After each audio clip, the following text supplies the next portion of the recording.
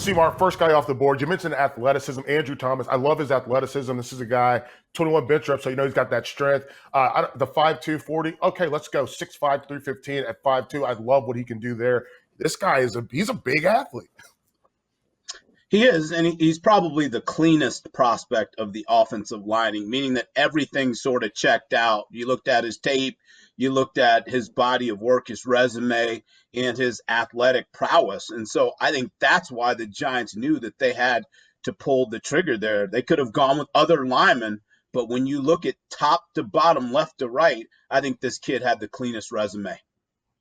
Yeah, we look at his tape, and here's the thing. If you're the Giants, you've drafted Daniel Jones, you drafted Saquon Barkley, you need somebody up front to anchor that group, and I love this, right? So for people that don't know, this is a pit for a defense, this is a pinch front, and the whole goal is you go a gap over and you force everything to spill so your linebackers can make the tackle, but look at the way he washes this guy down.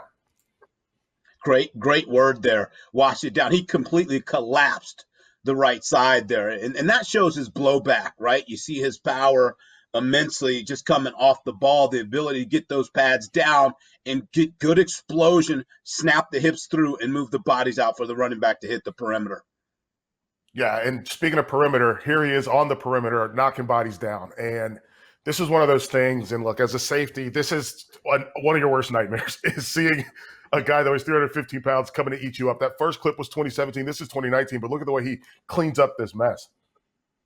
And just does it so effortlessly. I think that speaks to his athleticism. You look for a guy that has a good base, but also that has the knee bend and the athleticism to pull and get out on the perimeter here and to be able to make this seal block. What he's doing is creating a roadway. And for Giants fans, that's what they're hoping for. Can he create the same roadway for Saquon Barkley? And this is my favorite play of his. And we're going to see a couple of these out of the guys in that first round, but this is something that you have to be able to do at the next level because of TE games, because of stunts. And look at the way he passes off the twist, basically. Yeah.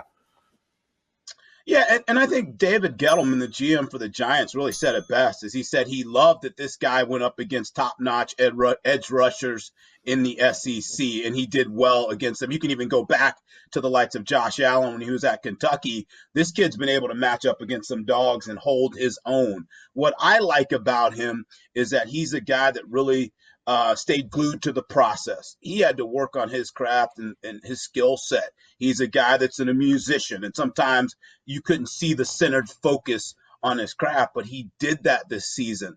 And this, to me, explains why he's a top offensive lineman taken. He has a good balance. He can bend. He can mirror with the speed and edge rushers, which you see in the NFL every Sunday. And he's got enough power to stonewall them. This is a great get for the Giants. It's great for Daniel Jones and certainly great for Saquon Barkley.